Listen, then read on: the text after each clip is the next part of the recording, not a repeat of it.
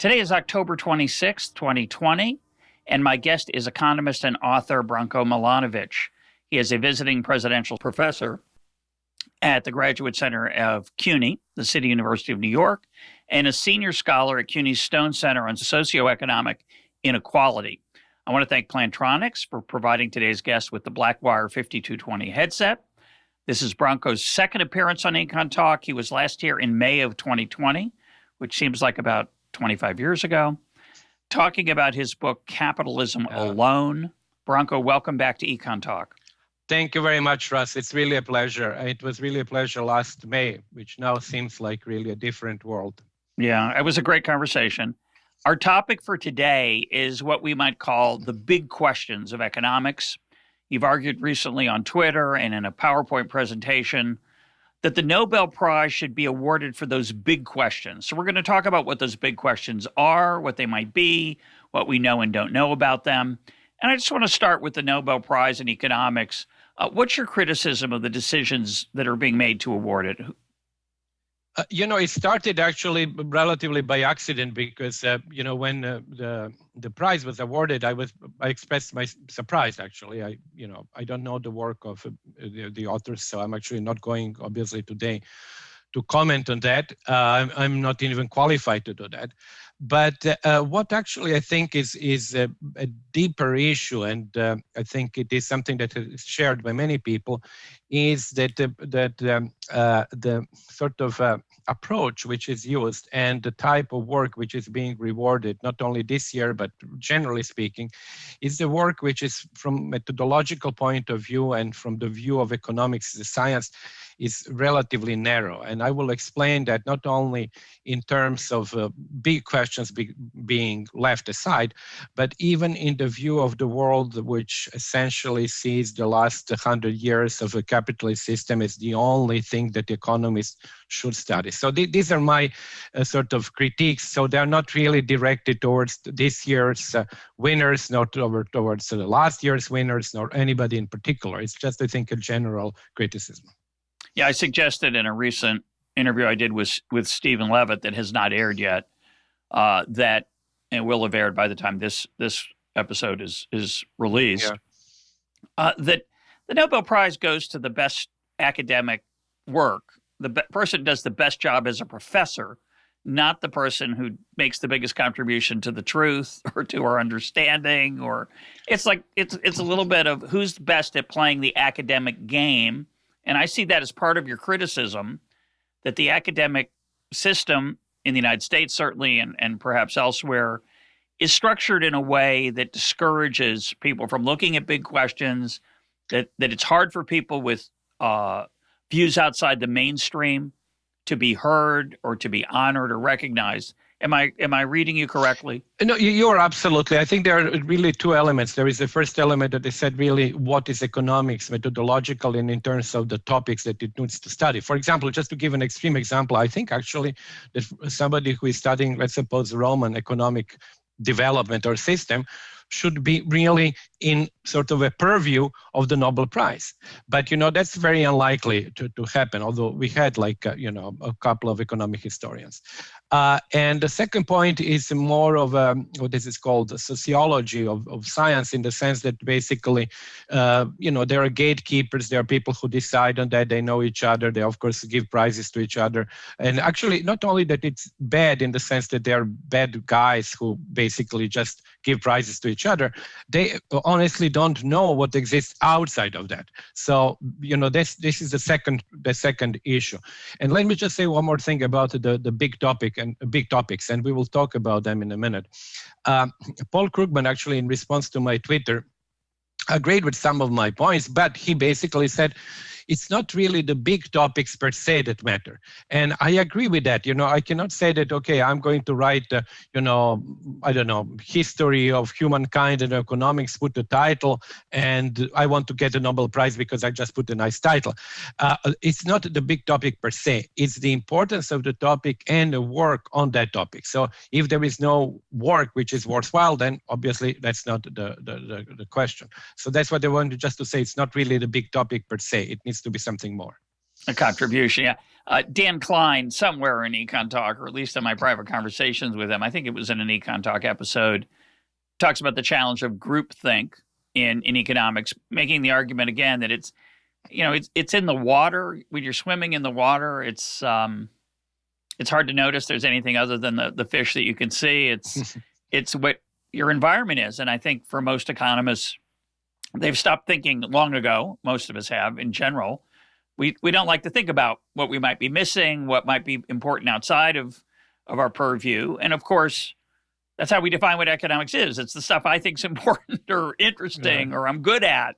So that's it, perhaps not so surprising. I think this question of contribution is important, but I would add, and I would say this to all young aspiring economists who are listening, as well as non-economists, there's a lot to be said for a good question.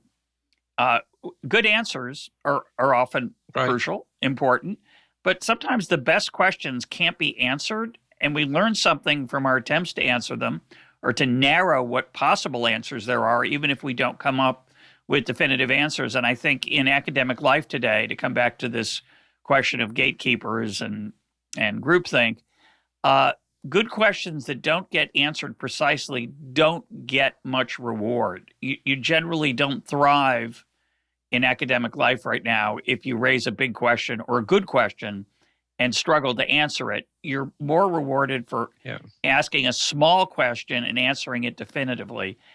Maybe that's just my, I'm semi-outside of academic economics, maybe totally outside it. Maybe that's just my justification. But what do you think about that? No, I totally agree. I'm also a little bit outside in the sense that basically by this age, you are how should I say, you're free to say whatever you want. For younger people, and I see, because people who are trying to make their career, it's very difficult to actually not follow a given stream simply because otherwise you're not going to get a job, or you'll get really a very inferior job and you will be left aside and so on. And then what happens, I think, which is normal and natural in all our way of life, is that once you actually get a job and then you basically sort of absorb that point of view, you start believing that point of view. So it's by the time you are 45 or 50, you're really a big believer in something that maybe you were somewhat doubtful when you were 25. So I think this is what happens. I also think just so that I don't forget that, I think there are also two other functions that big prizes in economics, not only Nobel Prize, but whatever other prize or in other sciences, should actually have in mind. One is what I call and you mentioned it also, the signaling function. It's, in other words, it should really signal the issues, the topics that are important. As you said before, it's like the issues of like even raising the big questions and trying to answer them. Like, there are many big questions, we'll come to in a minute, but you cannot have the definite answer on that. I mentioned before the Industrial Revolution. We still don't have a definite answer to that, but it's nevertheless a big question. It's nevertheless one area that has been worked a lot from Adam Smith onward. And the second function, which I think also is important, is a didactic function in some sense, which, for example, I think Nobel Prize in literature often does. It picks up authors from smaller literatures and actually gives them prominence. So it does not mean necessarily that this year the best author was somebody who is, let's suppose, some small, like you take Svetlana Alexievich from Belarus. She may not have been she's probably a great author, actually. I read something but I'm just saying that you have also a function of promoting somebody who otherwise would not have been known. And I think these two functions are really also important. Yeah, we're not going to talk about the actual incentives facing the Nobel Prize Committee, but at the Bank of Sweden, but you're making the point that we could imagine a role that the prize does not play right now in honoring discordant voices, unorthodox voices, radical voices, and the profession is not very good at that as it's currently structured. It certainly tends to be focused on what we might call the mainstream. I just want to make a side comment about the sociology of what's. You said when you turn 45, you've forgotten it's even something that's on the table. Right. And one of the challenges of being outside the mainstream as I am, both ideologically, methodologically, in many, many ways, is that when I see the people on the inside, I don't necessarily think I'm right and they're wrong. Well, I do sometimes. But what's often more striking is how I see that they haven't thought about that they could be wrong in so long that they don't even think it's a question. Their methodology, their techniques, their framework for looking at reality the grooves are so deep that when you raise the possibility that they might be wrong, they're just like puzzled. They can't even begin to think of what would, they're so matter of fact about their worldview. And I think, it's a part of the human condition. It's certainly, a question of how you might overcome that individually, but you're raising the question of how you might overcome it institutionally. One way it's done, of course, is to create programs in universities. George Mason comes to mind. There are others that try to swim against the mainstream and do things a little bit differently. So that's one way in which this hierarchy gets disrupted, I guess. This is what I got. When I wrote my tweet, actually, first I wrote a small tweet, and I actually wrote a little bit longer. It was a thread. I thought a little bit when I wrote this thread, and generally I would say I got extremely good response. Even I was surprised that some people that I was not expecting that they would actually agree, they agreed and retweeted and so on. On the other hand, obviously you get also, and I got also some pushback. And that pushback was exactly like you said. I don't think that these people are, how should I say, that they are, that they were going against me, or they were simply expressing something that didn't believe. They actually were expressing, I think, a disbelief that somebody may not be able to understand what is so obvious to them. And I think that's actually what happens here. The grooves are so sort of strong. You're so much into that way of thinking. So it's not really the question of a topic. It's a question of a way of thinking and what is important. And they cannot understand, I think, that there could be a different way of looking at the issues, and that there are different issues that are important. And that's why actually, in order to preempt that, I said, look, these are really the big issues that I think nobody can dispute that they're big issues, and they have been totally left aside. So that was my argument about the big issues and, one single-mindedness of the prize. And the last thing I'll say on this is that, once you have a journal devoted to something, and there's referees, and there's things that get published, everybody just sort of assumes it's real. That right. I recently interviewed Daniel Habron, the philosopher, on happiness research, and I have to confess I have a lot of trouble understanding how this can be a serious area of research. The idea that you would go along and ask thousands of people to pick a number between, say, 1 and 7 or 1 and 10 as to their level of happiness, knowing for sure that what that means to someone is very different than it means to someone else. Then we're going to add them up and take an average. And that number is going to have, yes, I can run regressions with it. I can compare it from in the past to the present. I can look across countries. But it's really hard for folks, I think, to step back and go, like, what are we actually doing here? Because there's a journal and it's published. And so I hate to pick on happiness research. Well, no, I don't hate to pick on. I think it's bizarro. But anyway, that's just an example, I think, where once you're in the field, it just becomes like, yeah, I did a paper on that. So what's the question? People have been saying for ages that economics is extremely self-referential, but what is interesting is self-referential only within the current time. Actually, it was also said, and I had really some nice quotes about that, that's the only social science that does not really relate in a sustained way with its origins. That's what, of course, Smith, Ricardo, Marx, no relationship at all. So that's actually very unusual, because people are saying, like, jurisprudence, for example, political science, refers to its origin and the original creators of it is. But what is self-referential also is interesting. It is sort of more anecdotal, but I think it's still nevertheless relevant, is that very often, actually, I remember a person that I knew, and when there would be an issue, ordinary issue in ordinary life, he or she, so I'm not going to reveal even the gender, would generally sort of refer to that as in the paper. So, for example, you have an issue which happens today in the world, and he or she would say, well, this was actually studied in such and such paper in 1977 Journal of Political Economy. So basically, inability even to actually see real life can exist only if it is reflected in the article which was published. And that I thought, because that person was working actually also in behavioral economics, I thought it was really weird because, observing reality, and this is, of course, something that I mentioned before, observing reality in all cases of large developments economics was absolutely crucial. Even more recently, I mentioned that, for example, does anybody not believe that without the Great Depression, there will be no general theory? It's not that general theory was written because Keynes went to Mars and decided to write the general theory. It was written because he was faced with the real world problem. So he was observing the real world problem. And that I find really quite extraordinary. Yeah, I'm not going to name names either, but the number of economists who said we don't need to learn anything new from the Great Recession and the financial complexity of it, because it was all in our models already.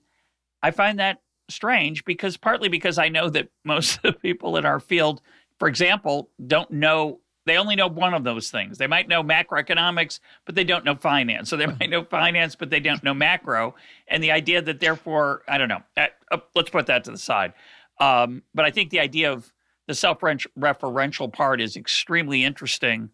It's certainly part of the norms of journal writing, article writing, that you don't have to reference anything before 1977 in general, and certainly nothing outside of published academic research. Yeah. But anyway, let's go on. Yeah. You rate the more interesting, perhaps, part, which this is all prelude. The more interesting part of your observations the most interesting part is the question of what are the big questions? What have we learned or not learned about them? And you start off with China. Talk about China, why we failed here. Russ, what I actually find extraordinary about China, and I mentioned that there's a really big absence of the rewards or acknowledgement given to work on China, is because if you were to select one topic which has really transformed lives of so many people, 1/4 practically of mankind. And I believe after the Industrial Revolution, and probably after maybe the US rise to economic superpower status in the latter part of the 19th century, early 20th century, this is the third event whose size may be even dwarfing the other previous two events. So we are really happy. This is happening in real time. And let me give you an example that, of course, you would love because it goes back with Adam Smith. Adam Smith is observing the beginnings of the Industrial Revolution, the transformation into a commercial society. And the entire work of the Wealth of Nations, and actually, as you, of course, highlight theory of moral sentiments, is based on observing these relations between individuals at home with each other and between themselves and the wider community. And we are now in a very similar position. We are observing really a unique event of an incredibly huge size. And we are, whether we criticize the Nobel Prize, we are not rewarding people who have actually said something. Now, just to finish that, I'm not sure that we have a definitive answer on China. Probably will never have it. No, Chinese don't have it. Americans don't have it. Nobody has it. But there are certainly people who have worked on China, from the economics of China, and who have come up with some, interesting insights. I mean, I remember for myself, when I was actually teaching at some point, it was maybe more, particularly that topic on transition in China. Martin Weissman, who wrote about township and village enterprises in China. For me, that was a kind of revelatory article because it basically goes and discusses everything that these TVEs do, which is against neoclassical approach, starting with very non-transparent property rights, dual price system, basically everything. And that was for me absolutely, stunning. I said, why is this happening? What do we know about it? And this is, I'm just going one example because obviously this is not an area I've written obviously on China, but I'm not going to pull names, this guy or that guy, but it is really something that is worthwhile highlighting. I feel the same way about China. I think it's the central economic event of our lifetime. It's an extraordinary event historically, the transformation of standard of living. And people on, quote, my side, the free market oriented people, say, well, we know why China got rich. They used markets. And I'm thinking, well, yeah, they did use markets more than they did before, but they did a lot of other stuff that's not market oriented. Yeah. Immense investment in infrastructure, immense transformation of property rights in complicated ways. And of course, if you're like me, prone to like free markets and neoclassical economics, you're going to say, well, they let people keep more of what they created, and that's why they grew. And that has something to do with it. I believe that. But you can't just pretend they went from a socialist, authoritarian, communist system to a free market system. They didn't do that. So how do you account for the significance of what was left? And of course, it's easy to say, well, they'd have grown even more if they'd been more free market oriented, which could be true. But where's the evidence? I mean, what's other than a prior belief, which is, what we all have. So I think it's kind of important. And the question then becomes, what might a scholar, a seeker after truth, what might they use to get more information on that? What would be the approach?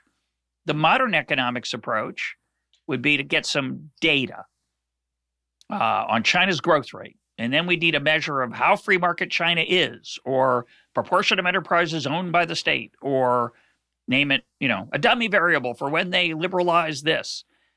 That's not probably going to be that effective given the complexity of all the changes and all the things we don't have data on.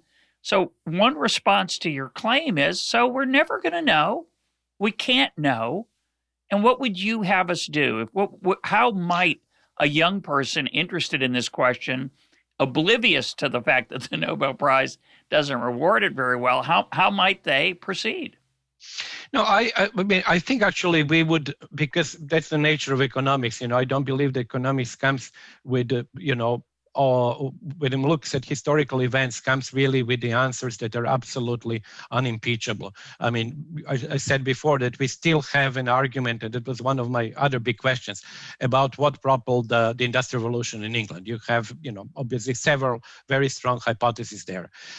So we will never know exactly what happened in China, because it is in the nature of the problem that it is not a problem that is solvable per se. We will never know why Roman Empire, sort of disintegrated and fell. There was somebody who did actually many years ago, I think 220 different explanations for that. So, but I think what is absolutely without doubt true now, first, it is the biggest economic event of our lifetime. And it's probably one of the biggest events in the economic history of mankind. Yeah. And secondly, the way that it happened is not easily subsumed or understood by any very sort of narrow, confined theory. It's neither neoclassical, it's not classical, it's not Marxist. It's really a combination which is very unique. Now, whether it is unique to China, or whether it is something which is actually a new way of doing things, or whether it actually follows up on Japan and South Korea, and whether it could be exported elsewhere, all of these different questions. But I think that actually I would not be at all averse to the idea actually of having, two different people with somewhat different answers being actually singled out, working on China, because we don't have a single answer. But we all agree that it is something which really combined in a very creative and actually, I think, very often haphazard way of different elements. Was it Ferguson, actually, whom you like, Adam Ferguson, who talked about stumbling upon the solutions. And that's what I think China did, actually. It stumbled. And when you look actually how it happened, it was really by sort of stumbling, going one way, then making experiments, then going further and so on. But that's how the Industrial Revolution in England happened. It didn't happen that somebody had a blueprint, we are going to have the Industrial Revolution today. It happened by small details, by things which were changed and then worked and others didn't work. So that's actually how it happened. So I think it's really, there is no doubt, this is the biggest event in our lifetime. And somehow it is actually left out because it was supposed to be this narrow view of economics, which is like, problem solving of small kind. It is kind of left out because somehow it does not fit. I mean, this whole elephant, huge in the room, doesn't fit into that small niche that we are actually going to study. And I think that's one of the problems. Yeah, so for listeners, you were referencing Adam Ferguson, the Scottish philosopher, political economist, thinker, whatever you want to label him, who was a contemporary of Adam Smith, lived a little before him. I want to say something that might advance our understanding, and I'd like your take on it. See, for me, when I see these kind of challenging multi-causal situations, which are, very characteristic of history, generally. I use the example of what caused the Civil War. What was the cause of World War I? It's not an answerable question. History doesn't pretend it's an answerable question. So what we try to do is think about not just measuring the contribution of different factors, but trying to rule out certain factors as likely to be small, others likely to be large. We know it's foolish to pretend that we know the percentages that each one contributes. And that would be very powerful, though, to get that a little bit closer on China. And one way I would suggest that we could get there, and the fact that I can't answer this question suggests to me how important it is, which is, what are the stylized facts? What is to be explained? And what might, and by stylized, we mean sort of, they're inevitably somewhat imperfect in their precision of measurement. So I'll take an example. What proportion of the Chinese economy was generated privately versus publicly over this time period we're talking about, the last, say, 40 years? Now, that's a somewhat answerable question. We know some measure of how many people left the countryside and went to the city. Did we know something, presumably, or the Chinese do, about the change in agricultural output from that change? Of course, some of the output that was made in rural communities that was created wasn't measured. So some of the gains are somewhat illusory. So these, creating this compendium of what's happened, because the way that I think most economists look at it, and this is, I think, just an enormous problem, is just like, well, they got more market oriented. It's not so helpful, right? Given that it's not the only thing that happened. So we kind of need to start, to me, and maybe there are people who are doing this now imperfectly. You did somewhat in your book, Capitalism Alone. Certainly you deserve a Nobel Prize, Branko. We know that. Goes without saying. Yeah, no doubt. But it seems to me this idea of stylized facts is not unimportant. And I have to salute Robert Lucas, who was one of my teachers, who emphasized this in thinking about business cycles. You just start by figuring out what is to be explained and what is at hand for thinking about what might explain it. Yeah, well, of course, for China, it is, as you said, actually, all these stylized facts, we know them basically. The issue is, I think it's to some, again, unsolvable to some extent, because we have globalization, we have greater market orientation, which came originally with a dual track system in terms of pricing, and with the state quotas still existing in those days up to 1990s. We had privatization of land. We had privatization of the industrial sector largely, but we still have a large part of, obviously, the banking, steel production, large companies that are really still beholden to some extent to the state, or at least related to the state. These are the issues that, as you know, I write about that in the third chapter of Capitalism Alone. So this is all, and globalization and openness. So these are all issues that are extremely how should I say, the recombination is unique and very challenging for us to understand. I actually read yesterday, for example, by Isabella Weber, who is now at Amherst, University of Massachusetts. She's actually a China scholar and just happened to read because, somehow that paper came to me, talking about the growth of Shenzhen, which is, as you know, next to Hong Kong. And before 1978, they had massive exodus of rural population from China going into Hong Kong. And that was a political issue because these were kind of illegal immigrants into Hong Kong. And of course, they were much better paid in Hong Kong, were going there. And what is interesting now to understand, and actually I think probably there was something in the back of the mind of the Chinese leadership, is really the emphasis of Shenzhen, which is actually now growing much faster than Hong Kong, leaving aside whatever happened recently in Hong Kong. But even before that, Shenzhen was actually growing faster. So it's actually a remarkable change in fortunes that happened between these two cities. So these are really many, I think there must be hundreds of examples of that kind, which are really quite spectacular and worthwhile researching. Of course, we talked earlier about the incentives facing young scholars. We don't even know if the data are accurate. So if I said to you, I want you to work on this problem, say about the relative growth of Shenzhen versus Hong Kong, you might start by saying, well, I'm not even sure it's a true fact to explain. So, that's a risky investment of my scholarly time. So we understand why certainly younger people might be uneasy about these areas. But as you say, the return should be large. It should be a low probability and a high reward to motivate folks to at least try to explain it. If it's true. There are many things actually, and I'm also criticizing in the book the fact that, for example, from household surveys, we really have now less information than we had 5 years ago. There are many reasons for that, but basically because China has cracked down on release of information. And when you look at the Chinese numbers in many areas, there is always some doubt about the macro numbers. But I've been reading for the last year the Wall Street Journal. Let me just make two observations. First one about the present. Despite the fact that they do emit from to time, is industrial production really 6.5% up or not?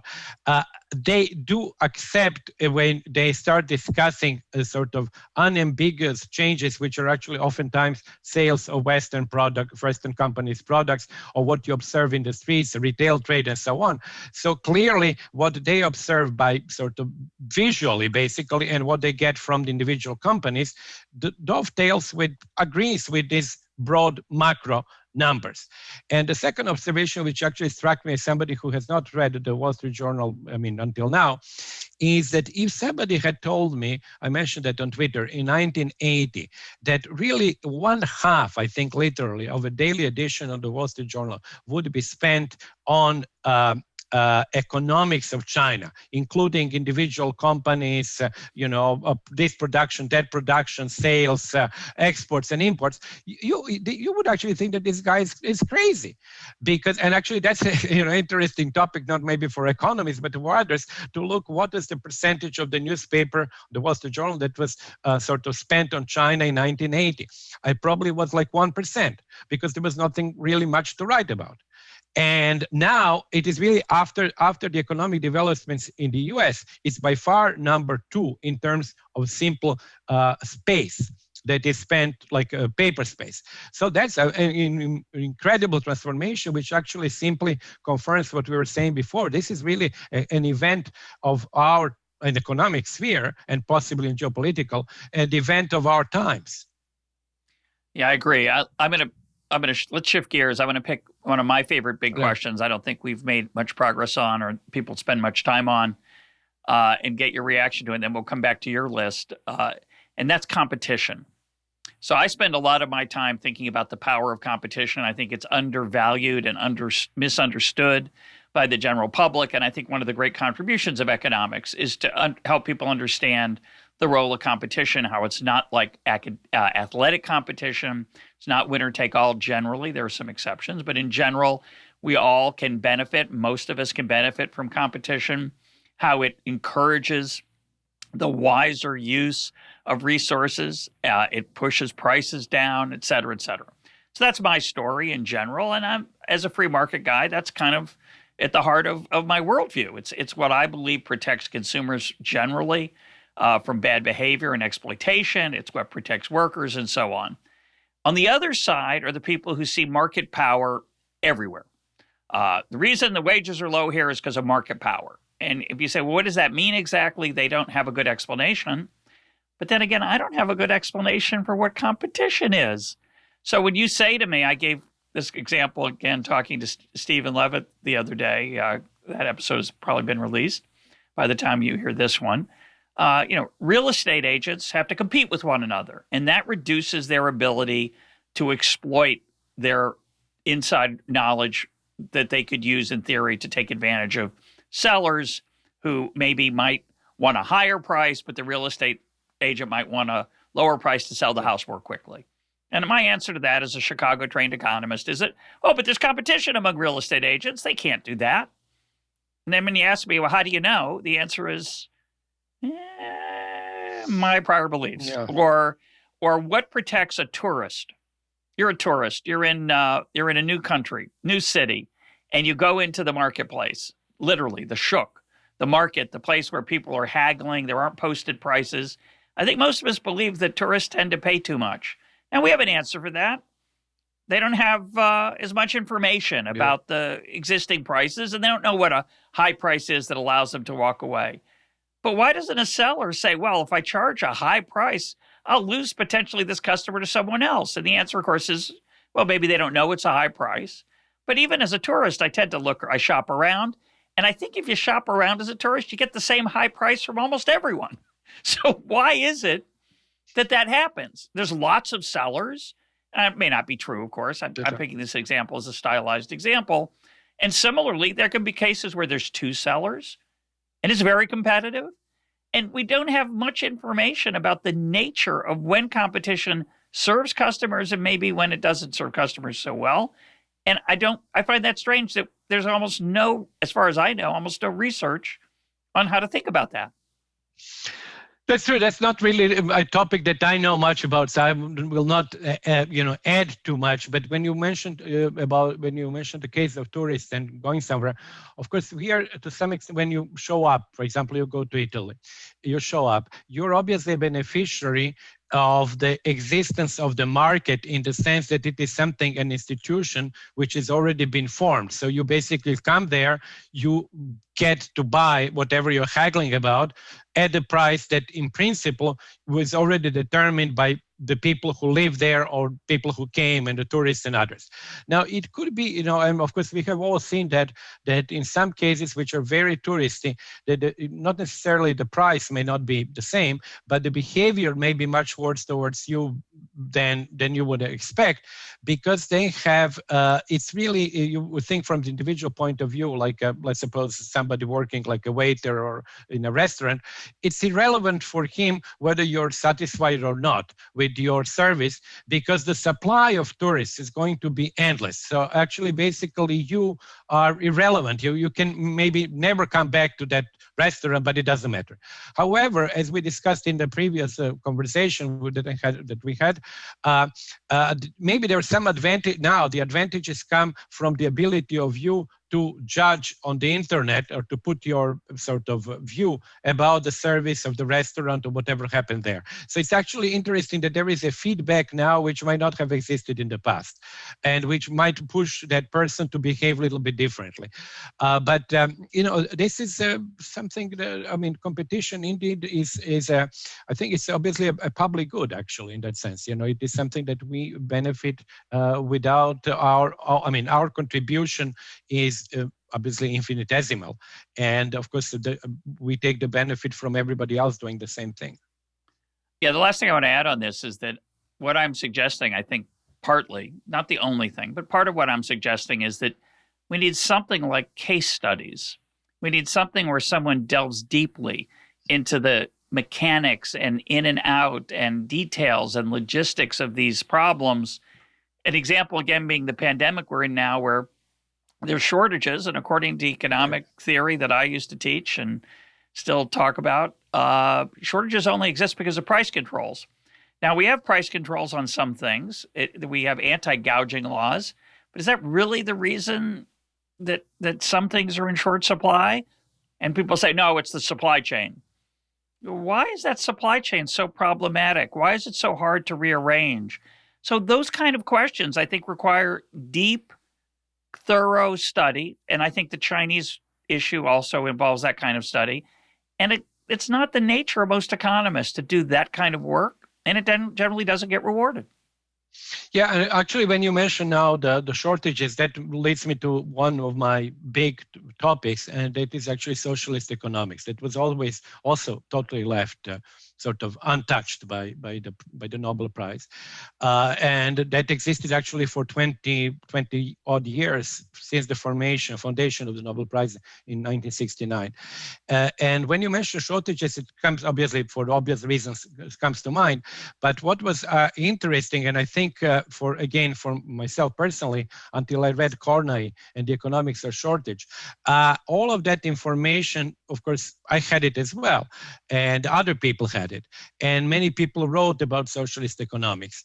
But to me, that was for a little bit like what Keynes did with the general theory, is that ability to sort of put it in a systemic framework and to understand the outcomes as a result of rational behavior of all the agents. And shortage is indeed a rational behavior. So it is not in the socialist economies, it was not some kind of strange outcome. It's a rational behavior when you had soft budget constraint, where each enterprise tries to hoard as much inputs, whether it is labor or raw materials and everything else. So you have what was really, I think, great in Carney was the simultaneous presence of a glut, where you have actually too much stuff in your company and you have a shortage on outside because everybody is bidding for the same thing. And I found, for example, in the U.S., in a few cases, for example, I think that's actually when my son was applying to the high school in Washington, that was exactly the same phenomenon. Because of a shortage of space, everybody applies to 10 different schools. And the schools actually incentivize you to apply for more, because then each of them, the intake is lower, percentage-wise, so they look more exclusive. So you have a totally rational behavior from all the agents, but the outcome is on one hand shortage and a glut. And I just one more example. I was actually when I worked on Poland when I started working in the World Bank, and why you always had in socialist countries you had export controls, because many of the products were subsidized. So if you subsidize your products, you don't want East Germans to come and buy sugar and oil and gasoline in your country. So what you have to do then, you have, of course, to stop the outflow of subsidies. So you see then immediately how an economy will tend to become autarkic simply because of a huge subsidization of things. Subsidies were 15% of GDP in Poland in the 1980s. So, it is obviously rational behavior on all sides, but it shows you how certain outcomes that would seem from external point of view, like really strange, are the result of actions that are fully understandable within economics, sort of our view of the world and economic behavior of individual agents or people. So these are also the issues that I think actually have been left out. Yeah, so I'm actually an expert on socialist economics. It doesn't work well, so I'm done. That's my analysis. That's right. Yeah, it's not a bad starting place. No, that's actually basically that's the view. Is basically, okay, this is something which we don't care about because it didn't work out well. We will not study it. But that's wrong, because this is this is a huge economic and political system that existed, that worked, and then we have to understand it. And it's economic system, like if you look medieval economic systems, it's also another economic system that we need to understand. And if you go to Rome, or if you go to slavery, it's yet another economic system. So we cannot just take whatever has happened in the last 30 or 40 years and say, well, that's the only economic system that actually interests me. And the definition of economics is what works in, whatever 10 countries in the world that cover about 8% of the world population. And this is what I'm going to study. And that's what's going to be the definition of economics. That's what de facto is happening. Yeah. So the person you mentioned is Kornai, Kornai. I've never heard of him, which is a strike against me, it seems. But your comment about understanding things that are alien to us or, in the past, just to bring maybe a strange example, I'm thinking about the power of literature to help us understand consequences. So I'm going to give you two examples which come to mind in this conversation. One is the book that EconTalk listeners know I've talked about in great depth, which is In the First Circle by Alexander Solzhenitsyn. It's a story of what happened to intellectuals, scientists, mathematicians, and engineers who were put to work in the name of improving the tyrannical and authoritarian powers of Stalin. And if I said to you, Stalin it was really hard to live in the Soviet Union under Stalin, you'd say, yeah, he was a dictator. But until you've read a book like that, or a book like Forever Flowing by Vasily Grossman, you don't really, unless you've had friends who live there who've told you about it, just to say, yeah, it was horrible, or people were afraid, or, it was kind of corrupt because rewards weren't handed out in a decentralized way. I think until you've actually heard at least a story about it, of that level of quality of literature, you can't really get any idea of how horrifying it really was. And similarly, and maybe I'm being unfair here, and maybe this is a stretch, but to me, when you talk about socialism or capitalism, and you say, yeah, this is how it works, and we give it a tweet version of how it works, I think we're missing so much of the richness of it that, the example you just gave about hoarding, just a small example of how an enterprise in the Soviet Union would hoard material. And we understand how often it would sometimes make bad allocation decisions because they were rewarded, say, on the weight of their output rather than, say, profitability. We all know that. We put that in the back of our mind. But I think the day-to-day texture of how decisions were made teaches you something you can't really appreciate without that fuller picture. And I think that's incredibly important. It's actually interesting, Russ, that you mentioned the power of literature. I was recently in a conversation that was also like this one, online conversation with Daniel Shavira from NYU, who is one of the famous tax specialists, but in his free time interest is he reads a lot, reads literature, and actually he had a book called Literature and Inequality, and it's a story of nine books, starts with Jane Austen and ends with American literature with Mark Twain and Theodore Dreiser, showing how social inequality and how relations between classes and individuals and so on were really captured in these big novels, mostly European and American novels of the 19th and the early 20th century. And it's actually quite extraordinary. I love the book. I read 4 out of 9 books that he has there. He has Stendhal, for example, and so on. And I use the same thing in my The Haves and the Have-Nots, where I use the Jane Austen, The Pride and Prejudice, and also Anna Karenina to actually situate. For example, Mr. Darcy is like in the top one, we don't even know exactly, but the top 1/10 or even less of top 1% in terms of income and wealth. And of course, Elizabeth Bennet is the top 1%. So you really, what we see in the book, we see really a sliver of the English income distribution, and we see a big gap between them, which of course is true. There is a big gap between me and Bill Gates, but we are all in the top of the U.S. income distribution, so that's what we see. And of course, we see in Jane Austen that if Elizabeth doesn't marry salary, as you know, that actually then entails kick in, and actually she would go back to something which would be the median wage at that time, which was like, 1/20th, 1/40th, I don't remember, of what she had with the family. So she would really lose a lot by not marrying Mr. Darcy. With Anna Karenina, the story is somewhat similar. And then I recently read, unrelatedly, and I mentioned that in this conversation with Shavira's book, John Lukács, who was one of the big American historians, especially of the World War II, mentions in one of his books, he has a small book basically on the role of history. And then there was an essay of learning exactly what you were saying about Solzhenitsyn, and he actually uses Solzhenitsyn as an example of learning about historical events from the great literature.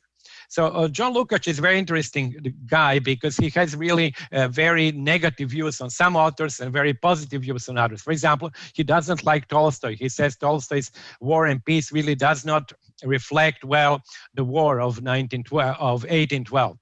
He loves Solzhenitsyn. Anyway, whatever he loves, it doesn't matter. But really, learning history or using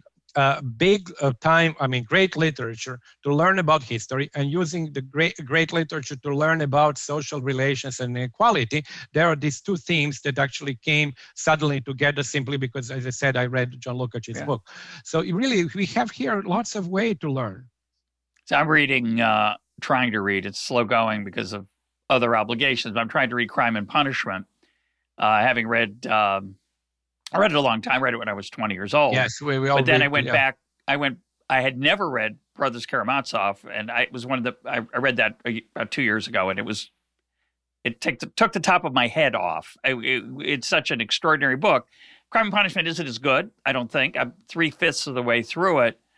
But one thing that struck me about it is that it is such a vivid look at the lower class of Russian life. People who are in debt, people living, day to day, people who are failing just terribly and tragically at just getting by. And that must have been an amazing, I don't know how he did it. I don't know how it may be inaccurate. It's reasonable to worry in these. It's not, you can't do real social science from these things. The knowledge that you gain is inherently subjective and maybe false.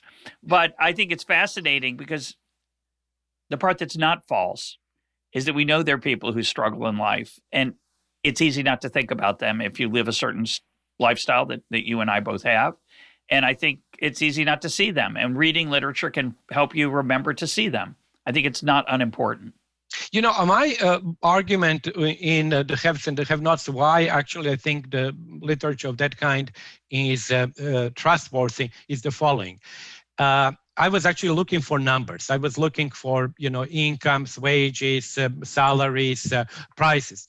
If you really don't know your topic, you will be revealed, because you're writing at you mentioned Dostoevsky. He was writing actually both of these books as feuilletons in production, monthly production. So actually he had probably serialized. They were serialized, you're saying. Serialized. So he had actually, he had to make money. So he was writing sort of serialized stuff. And if he was really totally wrong on some numbers, well, of course, people would notice and they would laugh at it. So I think actually the very fact that they were,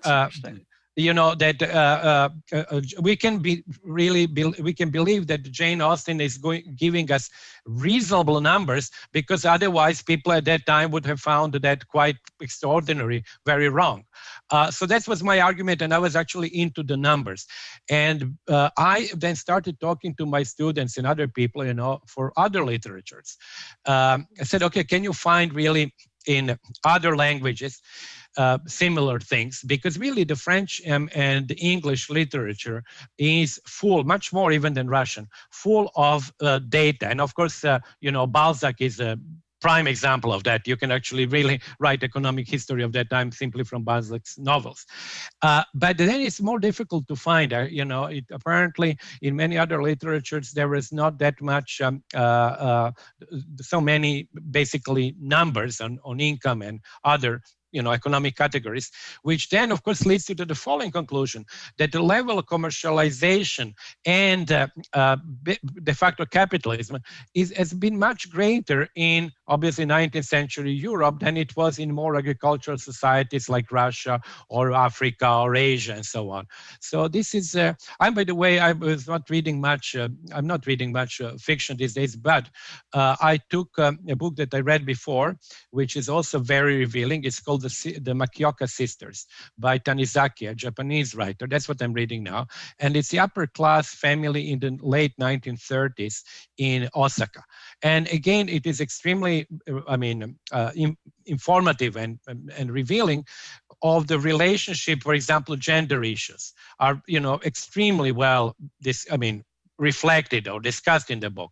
And also money, because that's the family that was really at the top and then it's slowly declining, and what is the role of different family members and all of that. Nevertheless, I would say it's a fairly sizable book, and one learns a lot. I actually never knew, many of these details, including, like, for example, competition between Osaka and Tokyo in terms even of language, and people disliking from Osaka going to Tokyo. I had no idea about that.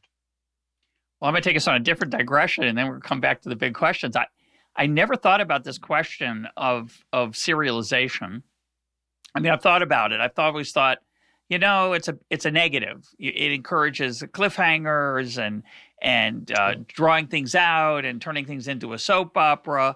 And it raised the question of, one of my favorite writers is Dickens. And Dickens was a serialist. He had to write all of his, I think most, if not all of his novels were written as magazine installments. And of course, that changes how you write. What would those books be like if they were paid the way modern authors of fiction are paid for producing a final product? But your insight about the reliability based on the fact that they were sort of getting a beta version all the way through is fantastic. Sure. And I don't even know the answer to this. And any English literature people out there, let me know. When they published the book versions of these novels, did they merely connect and reprint each weekly or monthly or bi-weekly version, or did they do any editing of the whole thing when it was done? I don't know the answer to that. I don't know. I really would believe that in the case of Dostoevsky, because he had really kind of a difficult life, although I was in his apartment, for example, in St. Petersburg, which is actually quite nice and large and so on. But I think that that was probably just put together, the way that was serialized. That's what I would guess. But for Tolstoy, I know that actually Tolstoy made various, like in War and Peace, he made lots of additional changes. So the version that we have now is not exactly the same as the first published version. But his life was very different. He had no need to make money like every fortnight as Dostoevsky had. Fascinating. Yeah. Well, I encourage listeners to read certainly Brothers Karamazov. It's only about 950 pages. Yeah. Interestingly, I read the Constance Garnett translation because that's what I have. And I still think it's a pretty good translation. And I say that without any knowledge of Russian. But I say it based on some other translations I've read that struck me as, I don't know, didn't care for them so much. But anyway. I also read her translation. I know that was actually, there is a new translation. There are like issues with hers, but I found it very good. Yeah, I'm just going to say that. So it's cheap. You can find it out there. I want to make sure we're hitting the hour mark here. I want to make sure we talk about one of the issues you raised, which fascinates me and is particularly timely, which is slavery. So if you talk to most neoclassical economists, they will say that slavery was, quote, a mistake economically, not just morally. They'll all say it was a mistake morally, ethically, but they'll add and say it was a mistake economically because, well, mostly they'd say, I think, incentives. That it's slavery is a very inefficient way to work, say, the land. That's not a case closer. That doesn't end the discussion. Yeah. It's an interesting point. It's relevant. But I think neoclassical economists that I know would dismiss the importance of slavery as the determinant of America's economic success from colonial times to the present. They would say it's irrelevant. If anything, it's a negative. It was harmful. And yet I think it's widely believed and I know it's widely believed in the Black community, and it's widely believed, I think, by many others outside of the Black community, that slavery was actually essential, that it was to the success. And of course, it's ethically important. It ties into the question of reparations, and it most importantly ties into our understanding of history that you're talking about. What do you think when you invoke slavery? What did you have in mind in your big questions? No, I had exactly in mind what you said. I have not studied it, and I have no sort of view to give one way or another. It does strike me as a little bit odd when I do hear this general dismissal of slavery that was a mistake, because it's kind of strange. Why would people, thousands or actually millions of them, make the same mistake all the time? Yeah. Why would they go and enslave people if it was really bad? I mean, for themselves. For themselves. That they were losing money. So why would they keep on doing that? And, it's not only the American problem. It's the problem of Brazil. It's the problem of slavery, which, of course, existed in in England and was even encouraged. It was France. It was slavery in Haiti. So it was not, and it was Arab slavery before that of Africans. And it was slavery, for example, in Byzantine Empire, slaves came in those days from Russia. So, it just cannot be that millions of people over 2,000 years, at least, or actually more than 4,000 years or 8,000, kept on making a mistake. Now you can say, well, actually with bigger, higher development, it was an efficient way, but it lasted very long time. And it was stopped really through wars and legal action, which was very difficult. So if it was so bad, how did you have to have a war to take away the slaves from those guys who were making a mistake of not having them as a legally free labor? So I think a priori just doesn't make sense. Now, I have not studied it and I don't know it, but I see that it has played a big role. And leaving even the US case aside, take the UK case, which obviously it has played a big role in the UK expansion, ability to extract surplus from many places, including big plantations and so on. So that's it seems to me a priori position without studying it, having studied it empirically. Well, I'm glad to see you have a neoclassical side, Branko, which is your observation that something that persisted for so long must have made some kind of sense. But you raised, I think, the deeper point, which is, and I think it's a very relevant, tragically relevant point today, which is the role of colonialism. We all understand that colonialism was probably good for the colonialists and not so good for the people who they took from. But how big? How important? Was it decisive? Was it just a sideshow? People can argue about this. I think they argue about it in a fairly ineffective way. They argue about it as sort of a, ideological, social, emotional way rather than a more analytical way. And I think we would profit greatly from having a better understanding. And just to bring your point home about history and its importance, and anybody who says history doesn't matter is not paying attention. Because it's all we're talking about right now in America. We're talking about the last 250 years. And in Europe and in Africa and in South America, where colonial imperialism was so devastating. And yet some countries did well afterwards, some did badly afterwards. We desperately need to understand this to be able to talk intelligently about the world today. Absolutely. And, this is, again, one of these big topics on which I don't think there would be ever a unanimity of views. But learning more or actually having better substantiated hypothesis is a big plus. And I think actually I'm somewhat encouraged because we do study that much more now. We study the linkages between imperialism and capitalism. But this is also obvious in some sense, it just happened at the same time, which is not an argument that there is a causality, but I think there is a certain causality as well, because there was a surplus that was made, from colonial exploitations or colonial invasions. And, that history is present all the time. Now, very often, going back to the China example, you have Chinese either scholars or other people raise this issue, which is really true is that China, of course, as you know, sent this huge fleet, which was much larger than Columbus fleet in terms of people and number of ships and all of that, but with entirely different objective. They were neither trying to convert anybody, nor were trying actually to plunder.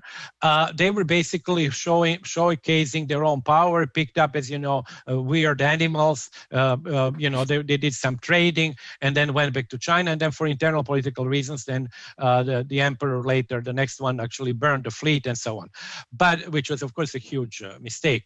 But, the approach was entirely different. So that's, of course, we are still then, nowadays, we are dealing with these two different approaches. And of course, people would tell you, well, look, this is what the Chinese approach was, and this was the Western approach. So it's still today relevant for us. So the history is always with us. It's actually, again, we go back to what was said before, is that if we just study the last 40 years or whatever, 50 years of history in one part of the world, that's not really sufficient. So I'm going to give two more examples related to this question of oppression and thinking about its effect on economic outcomes. In the middle of World War II, the Nazis continued to kill Jews even as their fortunes declined in the war. They continued to protect the railroads. They continued to build railroads. They continued to devote trains to transporting Jews when they were losing the war. Was that a tiny impact on the final outcome for the Nazis, or was that just a small thing? I have no idea. I'd love to know. And similarly, in the Gulag, when Stalin's imprisoning millions of people, many of them maybe the most creative and talented, what did that do to Russian Soviet economic output? And I'm going to add one more. World War I, England and France and the West in general drafted in a very egalitarian way. So some of the most talented people in the economic sense of the word served in the armed forces in ways that in the past, before democracy, they would have avoided service. Yeah. Great poets were killed. Great other people were killed who normally would have escaped that. Did that matter? How much did that contribute to the decline of England as a world power? Or was it the loss of their colonial empire? Those are questions would be good to know. And I'm very interested in them. Maybe now, to be clear, I think we have to be fair. Those questions are not fully answerable, as we've both admitted a number of times. But we live in a world right now, an academic world, where people who try to answer those questions are discouraged. And I think I hear what you're saying is saying we ought to encourage them. Yeah, absolutely. When you mention, for example, Gulag, it was also obviously work camp which is not very different from slavery, because correct. You actually had people who were working there and were not even paid. They were actually just paid in food and a little bit of food, not much food. and actually it was a huge, incredible waste of human talent and human labor. And with also very little concern about whether they would survive or not survive. And as you know, of course, depended also where you were. If you were in the Arctic Circle, Shalamov, for example, Vadim Shalamov, whom I read, was actually there. That was Kolyma, one of the worst camps. Yeah. And so then you were really basically toast. It's a death sentence. And if you were somewhere else, and actually many people were, if you look at people who, for example, were sent in Kazakhstan and so on, the situation was not as bad. And actually there was not as, the omnipresence of the state was not as great. So there are a variety of conditions, but nevertheless, the waste of human potential, I think, was incredible. I think the same is true with, if you take actually human potential also of Jews in Germany, that's an incredible loss for Germany. It's basically you are destroying a significant part of your intelligentsia, educated labor force, and so on. So they are really, such wasteful, from the point of view of the interested country, wasteful destruction. Gender, of course, is another issue, like countries that leave like half of their labor force totally unutilized because they don't want to, employ women. So there are all these incredible inefficiencies that they do exist, and we don't study them. I'll let you close on a point we haven't talked about yet. There are other things you mentioned in your PowerPoint and your tweet storm we'll refer interested listeners to, but I want to use that last point as a stepping off point to a deeper issue that you raise. You argue in your writing on this that economics should go back to its roots. Its roots being that Smith, Marx, Marshall, Ricardo, they were interested in understanding how people thrive materially. And that should be what we remember. We should remember that as our heritage and what we ought to be focused on, because it's often what people care about. I just want to add one caveat to that, and I'll let you make your case for your view, which is, I don't think we want to. I'm a big fan of liberating women to choose the life that they want to choose, but I don't think the goal should be to maximize, say, the size of the labor force. So the fact that women and men, choose to take leisure, say, and make the economy smaller is mostly a good thing, not a bad thing, because the goal of life isn't to make the economy as big as possible. So I'm curious how, I suspect you agree with me, so I'm curious how you reconcile your Smithian, Marxist, Ricardian, Marshallian urge with the fact that material life is only part of what we care about. And if we're not careful, we're going to spend too much time thinking as economists about that and ignoring the things that, say, can't be measured, that we've been talking about a lot through this conversation, which I've enjoyed immensely.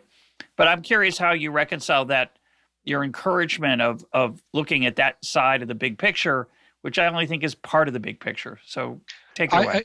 I totally, okay, I understand your question. Let me, break it into two. You already did. I think that, of course, we should go back to the roots, and the roots are very clear. It is actually economics is a social science whose objective is to study the evolution of economic systems. When I say systems, that's not only capitalism, but that's all the others that I mentioned before. So that's the one point. The second goes back to Marshall, is to improve science of ordinary life. So it's actually improvement, betterment, actually to use Adam Smith, betterment of human condition. So these are two things, study of the socioeconomic systems and improvement of material human condition. Now, go to your second question. How do I reconcile the two? I actually reconcile it in my own mind, little bit following what you actually mentioned when you discuss Adam Smith and the dichotomy between the theory of moral sentiments and the wealth of nations. The wealth of nations, as you argue, and I think it's a very reasonable position, really deals with our relationship with the wider world and our relationship as economic agents. The theory of moral sentiments deals with our relationship with family, friends, relatives, tribe, clan, and the past, and so forth.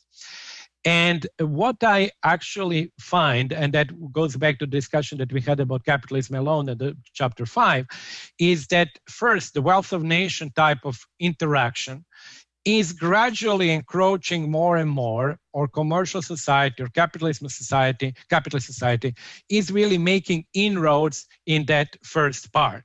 And I totally agree with you that we should not put like a big objective, just maximize GDP per capita.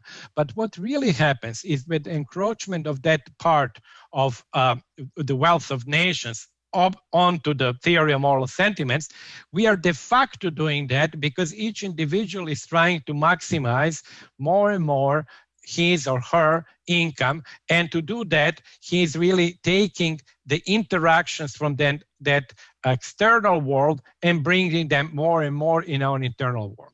So that's why my sort of pessimistic side about commercialization comes from. It's not that actually there will be some kind of a claim on our time. It's basically that we are doing it ourselves, and we are actually changing these two proportions.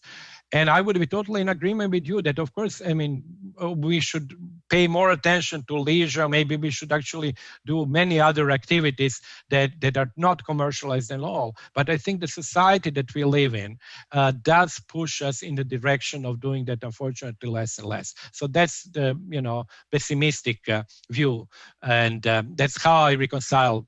I'm not sure if I've convinced you, but that's how I reconcile the two. I think actually, honestly, I think that Adam Smith saw that the same way, but he might have believed that. I don't think he would have believed that actually these external relations or the relations of commercialization would go as far as they did. I just want to let you expand on that just for a minute before we close, because for listeners who are lazy and don't want to go back to your previous conversation on EconTalk on Chapter 5, just give us a minute or two on how commercialization impinges on our relationships in our family and friends. And I asked that, and I'll ask make the same point I made, I think, when we talked before, which is that, I hear people say, capitalism is bad because it objectifies everything, makes everything a transaction. And I'm thinking, well, no, it doesn't really. That's just when I go to the store. But you actually have some, I think, insights into this that very few other, I've never read before, about this concern you have. So I want you to just lay that out in a minute or two. Yes, it goes back to, as you said, Chapter 5. And what my argument there was that many of the activities and things that we used in the past to do for free have now become commercialized. Obviously, I had Airbnb as a case in point. I had our use of cars, to basically our own cars, to do all kinds of like taxiing, Uber and others. In other words, what I see as commonality in those things is that personal goods, which were not object of commercialization, now become what Marx calls capital, because they are no longer personal good that you use for your own needs. They become something that is actually being used to make money, to make profit. And while we might be reluctant to do that, and I think I mentioned that in the previous conversation. I have not rented. I'm sitting in my own, apartment. I've a house. I've not rented it.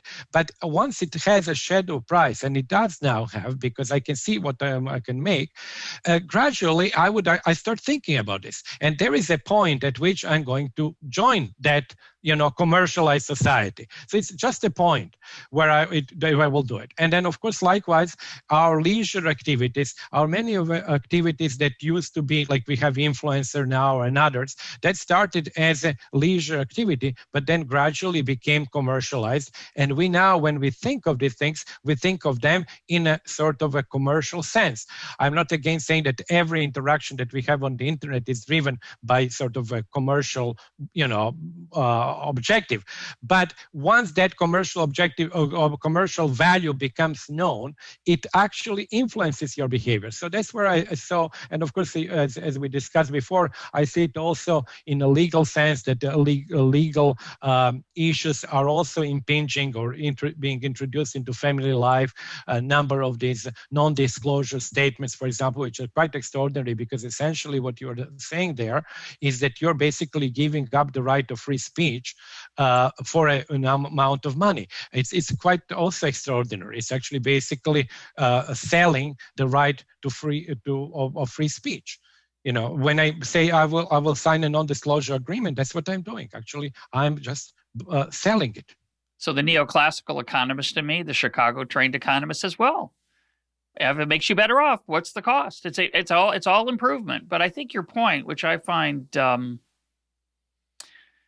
I think about it more and more lately, is that there's a texture of life issue there in terms of how the day-to-day life goes on. If you're constantly thinking about opportunity cost, so you want to borrow my car, and I'm thinking, that's going to cost me so many dollars because I could have put it up on Uber or some kind of rideshare device, right?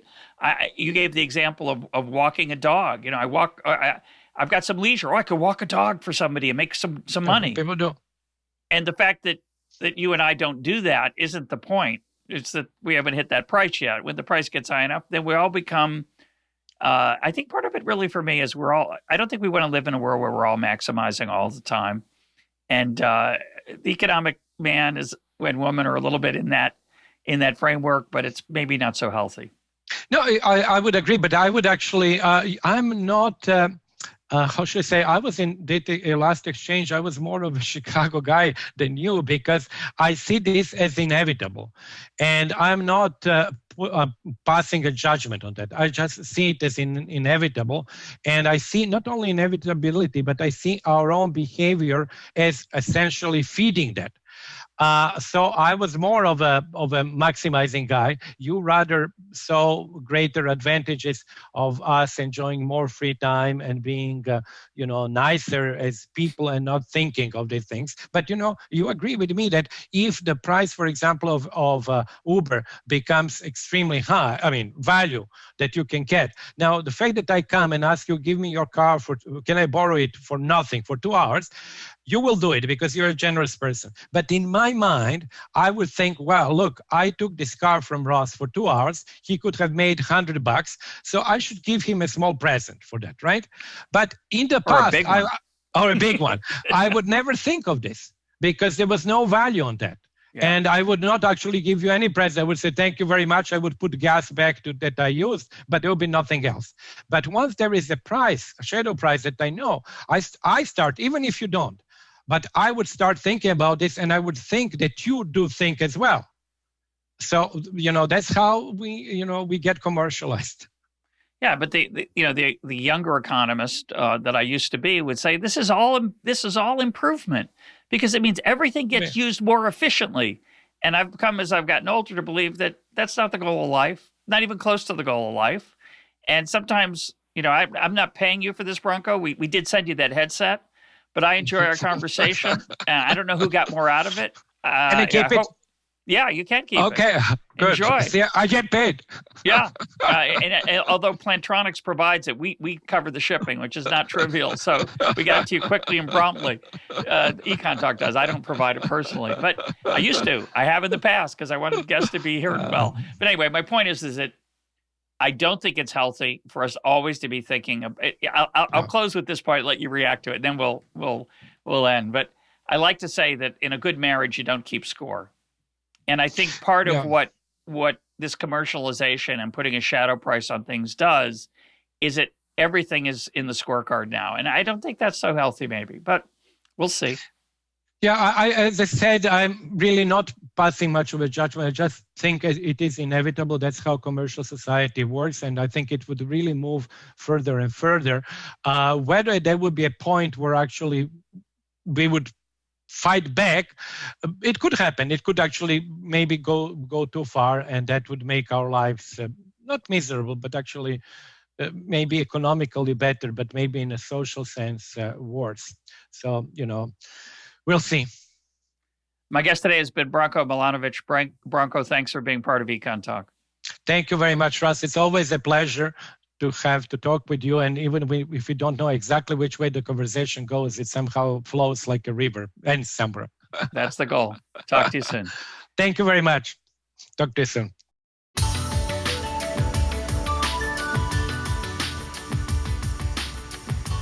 This is EconTalk, part of the Library of Economics and Liberty. For more EconTalk, go to econtalk.org, where you can also comment on today's podcast and find links and readings related to today's conversation. The sound engineer for EconTalk is Rich Goyette. I'm your host, Russ Roberts. Thanks for listening. Talk to you on Monday.